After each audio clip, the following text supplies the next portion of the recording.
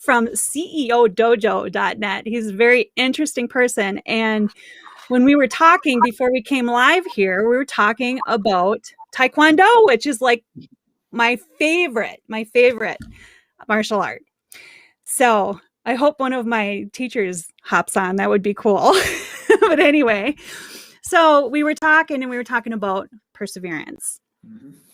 I did find, since today's Sunday and my pastor friends are all talking their Bible verses, I found a Bible verse, Romans 5:4, the triumph of faith. Not only that, but we also rejoice in our sufferings because we know that sufferings produces perseverance.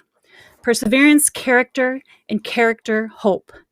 Hope does not disappoint us because God has poured out his love into our hearts through the Holy Spirit, whom he has given us. So the part that we know that suffering produces perseverance and we rejoice in our sufferings. Think about that one. So I wanted to ask Richard to tell me a little bit about his Tae Kwon Do history because he has a very wealth of information in Tae Kwon Do. Well, thank you.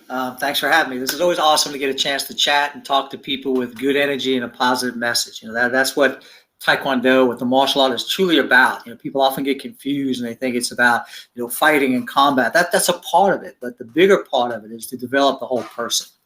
So I devoted my whole life to martial arts. I've been doing it since I was a little kid. And so over 40 years, I've been studying martial arts. I have the rank of grandmaster. So as they always say in the arts, you're always a student. So I obtained rank based on my time and my skills, but I'm always a student. I'm always learning, always improving. And so I had the benefit to run a school for over 30 years in Raleigh, North Carolina, Research Triangle Park. And it was a wonderful experience to see the needs that people had. Because when I first started, I was a young man in my 20s, and I had a concept of what martial arts should be. And then as my students came to me, I had a lot of professionals from Research Triangle Park that work in high-tech fields and pharmaceutical world. And then their kids, and so their needs were different than mine. I grew up in Brooklyn. So their needs were a whole lot different than mine. And so I had to rethink and reevaluate, okay, what are they going to get out of this? And so then I looked at the true benefits of the martial arts, the discipline, the self-control, the focus, the respect, all of these things that are truly what brings a person to the arts and what truly is the warrior spirit. If you study the warrior and if you study biblical the warriors, that was the essence of what they were all about. People get back and forth with the whole biblical, it's violent, biblical. Sometimes you have to take up arms. The Bible shows us that. We have very honorable warriors is how I look at it, because you have these traits. And one of the most important traits that I've seen is perseverance. Because again, there's adversity happens in life. People train and they say, how long to become a black belt? That's always the first question you get, because it's kind of a feeler out question. People don't know, so that's what they ask. It takes a lifetime. That's the true answer. But mapped out in a program, most programs are 2 to 3 years, 4 years, give or take years. But I tell people in those years, you're going to be faced with challenges. You're going to be faced with adversity. You're going to be faced with life challenges. You're going to be faced with normal changes, job promotions, more responsibility, families, childbirth, overtime, loss of a job. That's life. And so in order to achieve in the martial arts, which is the lessons that I put forth, is you need perseverance. So I wasn't just training people to be martial artists in the suburbs. There's not a whole lot of fighting that goes on, fortunately, in the suburbs, when you're going to get your Starbucks. It happens, but it's not really, you don't want to spend 20 years devoting your life to being able to defend yourself to go get a cup of coffee. Right. So I said, well, what other skills do they need? What is going to help them in life? And it's perseverance, because you have a job, you have adversity, you get passed over a promotion, your section downsizes, especially I was there in Research Triangle Park. I see it all the time. The company closes, the company moves, jobs go overseas. Guess what? This is real life perseverance. This is real life how to overcome adversity. And some people can go through and not as much anymore. Some people can get a job and spend 30 years in a corporation or a job or their own business. It doesn't happen that way anymore. Very rarely do you see someone start 30 years later, they're closing up, the hardware store, or they're closing up the bakery. that's not our path anymore. So the evolution was perseverance is definitely a skill set that's going to help in life. And that's how I tied it between the martial arts, business, and just real world. So that's my approach on the Tae Kwon Do, how it becomes integrated into a part of your life. Absolutely. That's really good stuff, because our journey is not a straight line. It's all over the place, right? And when we hit up against that adversity, what I learned in Taekwondo, I mean, I'll just tell a little story. I remember I got punched in the face, when I was a young girl, and I was like, I just started crying. I wasn't hurt because the guy, Sure. but I mean, like, so I had to go back into that fight and finish it. I mean, you couldn't just stop, right? So just as an example. And in our businesses, I mean, you've been in business 30 years, you told me. Yeah. And I've done other businesses too. So that's the martial arts school. Yeah. Yeah. So it's a journey, and you're going to hit adversity, and persevering through that is super important. Sticking to the plan or whatever it is that you do, right? Yeah. And when I coach and work with people, especially young people, and I always ask this at especially young seminars in college, I say, how many of you have been through adversity? And if you have not, then get ready. It's coming your way. Absolutely. Because it's gonna happen, and it doesn't matter how well thought out your plan is. It doesn't matter how prepared you are, how educated you are. A perfect example in our world, you could have started a business, and then all of a sudden, COVID hits. Nobody had a plan for COVID. No. They might have had a plan for the concept of a health issue. If you're in the health field or things with health, like health clubs, but no one I knew, and even intelligent people that I know, were prepared to the extent of which it impacted us. Yeah. So welcome to adversity. Welcome to having to persevere. Welcome to having to deal with the obstacles that come your way. And some people do, and some people don't. Yeah. And that's how some businesses just don't survive. They don't make the grade. I always use the example, which is always dear to my heart. Toys R Us, I loved it. They just didn't make the change. Online was coming. It was coming like a big old train. And they were just like, no, we're going to stay here. And everybody in the world was like, Toys R Us is well poised to take over the online market. But for whatever reason, they didn't persevere. And what happens? They just faded away. Yeah. Yep. Happened to Blockbusters. And yeah, perfect example. Yeah. And unfortunately, there's a lot of them out there. And that's the sense of persevering, because yes, the market changed. Yes, they were directly impacted. But and I look at that in life, we always have a chance to turn things around. And I look at it in the Taekwondo world. I've coached and trained a lot of competitors and people who fight, and it looks like things are lost, and then things can turn around. I always love those examples in fights. Someone might be out there winning point-wise and doing their thing, and then the other person, and like you say, it might be the hit to the face. I had one guy train real hard. He got kicked in the rib, like basically in the floating rib. He went down like he was shot by a cannon, and mentally he couldn't go on.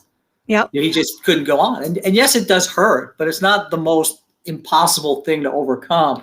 But the guy just took his spirit, and so you see that it's a matter of spirit. It's a matter of who's willing to persevere, and that's what I look at when I watch opponents, whether it's in the ring or in business, because we have opponents in business on the other side of a boardroom, real estate agents on the other side of making a deal. So it's not the fight, but there is adversaries in our real world. Whatever business you're in, you've got an adversary on the other side of the table. And the martial arts business is very competitive. I started back in the 80s, and it was very, very competitive. And not only was it competitive, it had a lot of negative connotations, because, you had a lot of movies, you had a lot of, I call them the Cobra Kai. Now Cobra Kai is getting a cleanup of their image. I'm glad to see that.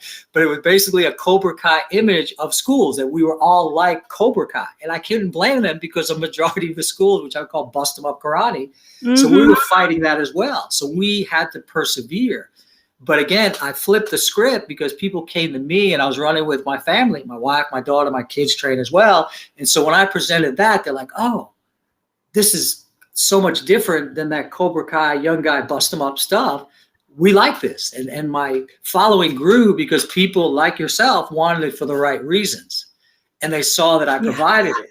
So it came to be the old double-edged sword, and people were like, wow. And my reputation grew because I persevered. Because if I stopped, based on the opinions that, oh, you can't make it, a family school's not going to make it. I got a reputation of being a soft school and being not a real school. Everything was coming from every direction. But I just persevered because I knew I had a message. I knew I could help people. Mm-hmm. And I knew that if there were like what I would call regular people were going to benefit from the martial arts. And my head just exploded when young girls started coming in, because as you know, they weren't welcome at a point in time. It was like a locker room. That's the one thing. First thing people would tell me, women would say, we would train if it didn't smell like a boys' locker room. And that was the common theme, that a lot of martial arts schools smelled awful. And so I'm like, okay, I got to address that because I don't want to work out in a smelly locker room. And so it's those things that truly make a difference. And because again, it's like, who wants to work out? And so even whatever gym you go to, whether it's a health club, CrossFit, any gym, you don't want it to have a foul odor because it means people don't care. It becomes like a man's world. And who wants that?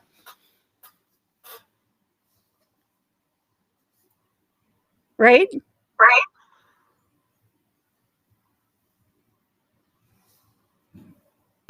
So if you do that, you couldn't hear me? Yeah, you're breaking up a little bit. Looks like my internet. Can you hear me? Oh, yeah, I can hear you now. Anyway, it was a marketing tip. And the marketing tip was when everybody's zag. Mm-hmm. Did you hear I got that. Yeah, absolutely. Yeah, absolutely okay. Right. Well, looks like my internet is acting up now. It was good stuff, Richard. Thank you. It's got a Sunday lag. Yeah. Oh, you're welcome. And that's what you do when you teach and you observe and you're a student. It comes down to, again, being the student. And once you're a student, you learn. The same thing in tech. Reading your bio, you talk about you saw the need and you said, hey, I got to learn this stuff. And that's the thing I always advocate is be you for you. I've always been teaching and advocating to people, and it's like, well, what's the most important thing? And I'm like, to be you for you. Because you see so many people coming in, different words for it, fronting and faking and a different persona. And we're all guilty of that. So everybody likes to blast people. We all have a facade, that we put out there. It just depends if we're true to ourselves, because we act differently with grandma than we do with our guy friends and our girlfriends. So that's not being fake. So I always tell people, be you for you, be your true self, especially when you're out there in the social media and you're out there in business. When I taught martial arts, I said, this is what I teach. I didn't tell them that I could levitate and I could, juggle swords on my nose. Like people will do all this stuff to get business. And we kind of get it, trying to be all to everyone. So yeah, I would always be just very concise on what I could do and what I did well. And again, that's the perseverance. Continue to persevere at what you do well. And if you're not a wizard in the internet, you're not a wizard in social media, then get someone to help you. There's a lot of kids out there that are 12-year-olds that this is their life. Okay. Yeah. So this is their life. That's what I do. That's what I'm saying. So that's the key, is to go to people who that's their lane. That's how you persevere. People think they just persevere with their little armor and they fight up the hill. Yes, that's a part of this. But you need to get people in your army. You need to get people with you. There's power in proximity. So get the people who know the internet, get the people who know finance, get the people who know marketing. And I always said that, if you're a good martial arts instructor, then you teach. Don't try to be the marketer. Don't try to be the salesperson. Don't try to sell merchandise. Yes, you have to wear different hats. People get confused in that. When you start a business, you're small, you're going to have to mop and clean and paint. Absolutely. But you don't want to put X amount of hours into doing school maintenance when you're the guy who's supposed to be teaching the classes, or you're the guy who's selling memberships. So that's the whole concept of, again, persevere in what you do, see what your strengths are, get people to help you deal with the adversity. And that's the whole essence of making it to the finish line. Again, we all have a sense of lone wolf. We all have a sense we can do it on our own and put it on our back and we'll get there, especially entrepreneurs. Entrepreneurs, that's their spirit. They're just like, strive ahead. So I work with people on the shifting that mindset. You can still strive ahead, but you can get help and advice from other people. It doesn't mean you didn't do it on your own. There's no self-made millionaire. I've talked to lots of millionaires and billionaires. None of them claim to have made it on their own. They're all honest about that. They're like, yeah, I did the work. I was in the trenches, but I got a long list of people that helped me along the way. And a lot of people that helped me, guided me, mentored me, or gave me my first deal or my first break. So yeah, they just understand that when you strive and when you're in the trenches, you're not alone. Look around. Absolutely. So, and that's a good note to end on. LearnWithGinny.com is where so that I can invite you to anything else I got going on, which right now, obviously, I've started this live series where I'm bringing people on. And Richard was awesome to talk to. Thank you so much. Make sure you visit his website if you want to hear Thank more you. Appreciate Jenny. about what he does.